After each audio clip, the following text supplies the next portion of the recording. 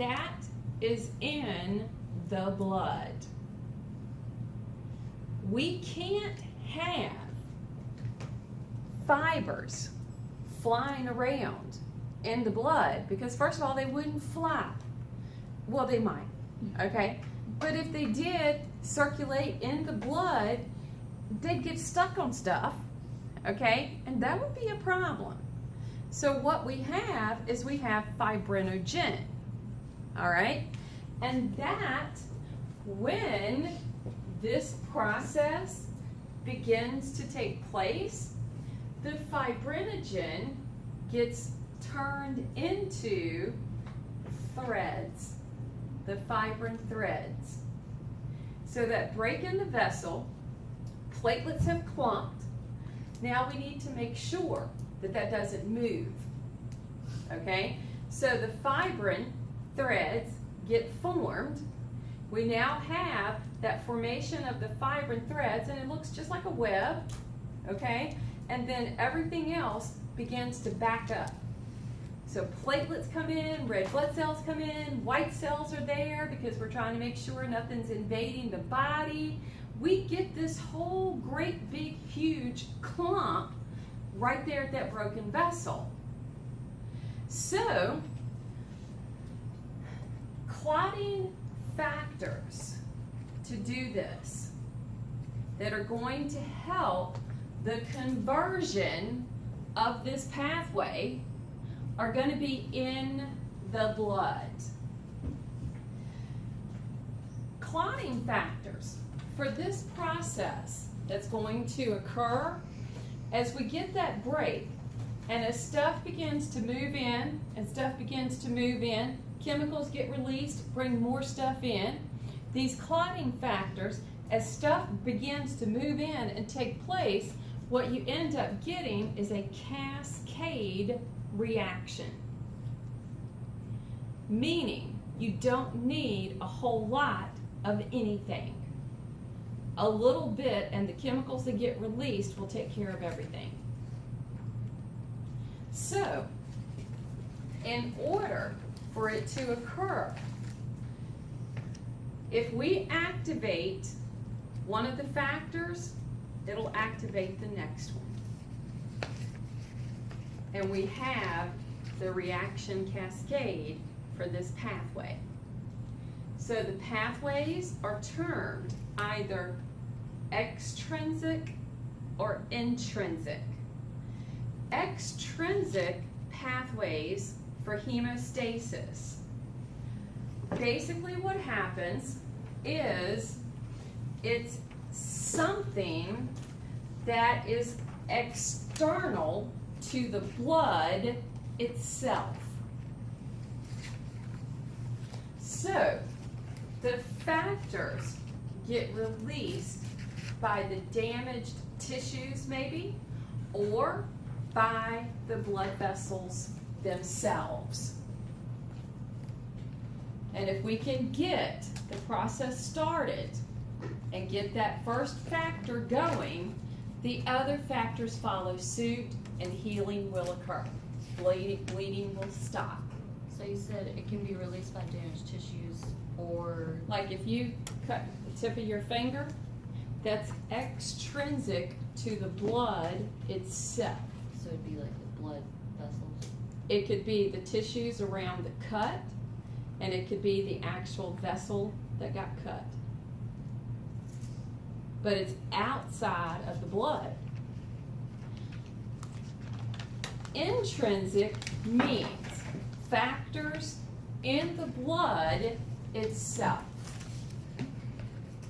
That will begin the first factor, and we will begin to see the cascade reaction take place, and we will get clot formation. What would be an example of an intrinsic? The one, hers, the cutting your finger, throughout the day, all day long, every day, vessels are breaking and repairing all day long, and we don't even know it. And that's going to be something just internally repairing itself. Okay.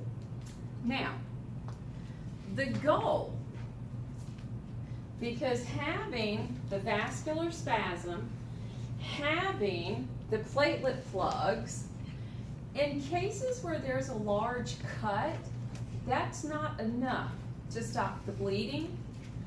So what we need to do is we need to reach, if we look at what we have here, this one extrinsic, this one intrinsic. See how they're trying to show the splinter or the piece of wood coming through the skin, and right here just in the blood itself, okay? And note that they're showing the and I don't want you to know the factors. I will not be that cruel, okay? But they're, you know, when we begin to look at them, there are 10 factors. All right, there are 10 clotting factors. So the extrinsic pathway, we activate the factors. Intrinsic activating factors. Notice the use of calcium. So another way that we use calcium in the body. And then notice this whole thing down here. This whole thing is what is called our common pathway.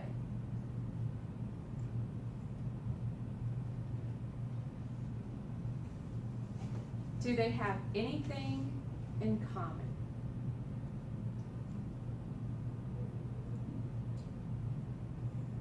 Note over there, extrinsic. I see factor 3 and I see factor 7. Intrinsic, factor, oh, there's 12 of them, sorry. 12, 11, 9, 8, 7, 3, 10, 5, 3. They were numbered in order of discovery, not in the way that they act in a pathway. What? I know. It's crazy, okay? They were Roman numeraled in the way that they were discovered, not in the way that they act in the pathway. Gotta love it. Gotta love it, okay?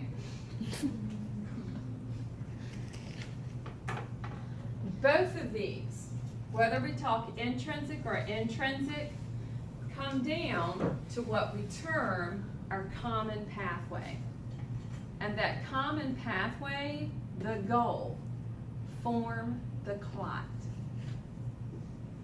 Over here, they're showing you a microscopic view of that fibrin, those fiber threads, and stuff getting trapped in those fiber threads, forming the clot. So we have the extrinsic and the intrinsic pathway. When we begin to look at what will happen, if we can get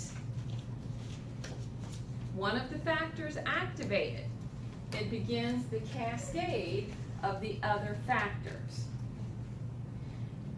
Once again, we can get the factor started. We're going to cascade. Do you see anything in common? Any of the factor, one of those factors that would be in common? 10. Okay? Factor 10 is what will lead them to the common pathway. And we need calcium for either one of them. They're both going to require calcium. So we end up with the ability for rapid clotting to occur. And it is a cascade effect. If you start one, that'll produce a whole lot of the next one, which will start the next one, which will get a whole lot more, and on and on and on and on and on, and we get our clot formation. So that activation of factor 10 becomes important.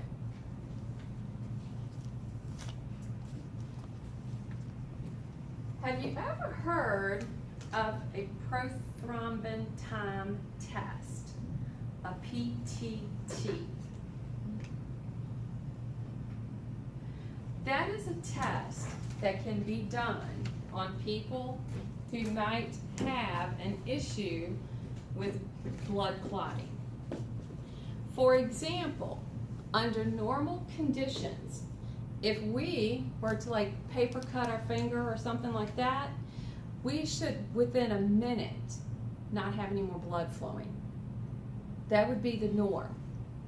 Somebody that it might take 3, 4, 5 minutes, they might do something called a prothrombin time test, a PTT, and that will help them determine if there is something wrong with one of their clotting factors. And if there's something wrong with their clotting factors, they might need to have infusions every so often, with the correct factors being present. Does this happen with older people? Like, Yes. since we get older? Yes, Okay. a lot. Yeah, because when they nick their hands or something, Yes. they just bleed. Yeah, my granddad at Thanksgiving cut himself shaving on his face. He bled for like hours. Yes. And we had to get the, what is it, like an Eptic pencil or Oh, those things burn. that like That- you put on there. and that it little white stops it. stick. Yeah. That you, to stop, to get it to coagulate, they burn bad. So, the cycle that gets started is a positive feedback cycle. So this cycle for these clotting factors, it's positive feedback. The goal is to make sure it gets stopped. In other words, that the body does not continue to bleed, creating all of this, starting the cascade, continue bleeding, that means something has gone wrong. Once we form the clot, can the clot stay there forever? They have to dissolve. What was one of those things that the platelets were supposed to do? Not only did they help form the clot, but what did they do? They could break it down. They help to break it down. So we have to make sure that the blood clot dissolves. Clot retraction begins pretty quickly. We're going to see that what we end up getting is we want to make sure, because the platelets, one of the things that they did, they were able to stimulate mitosis of the blood vessel. And stimulating mitosis of the blood vessel means it's helping that blood vessel repair those cells. And that's one of the things that the platelet can do. Do we need to stop this? About a minute and a half. Okay. So the growth factors that the platelets will have, they will help that damaged vessel create new cells for the repair. Now, the next thing we've got to do is we've got to make sure that the clot breaks down, that the clot dissolves. So, you know, if we didn't have some of these controls in place, we would simply end up with clots forming all over our body if some of the controls were not in place. So, what we're going to see is that we're going to have fibrinolysis. Well, what do you think fibrinolysis is?